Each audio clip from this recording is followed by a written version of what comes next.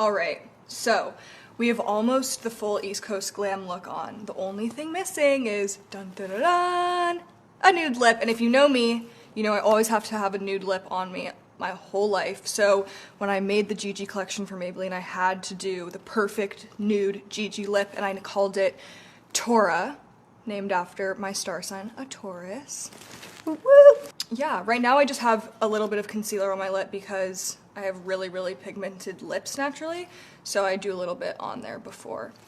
But we are going to, and some people do it, I think, opposite, but I do lipstick first, then lip liner, just because I think it's easier for me to line my lips, and I don't do anything like wonky and weird. It's beautiful, it's perfect, we love it. Yay! I hope you love Tora as much as I do.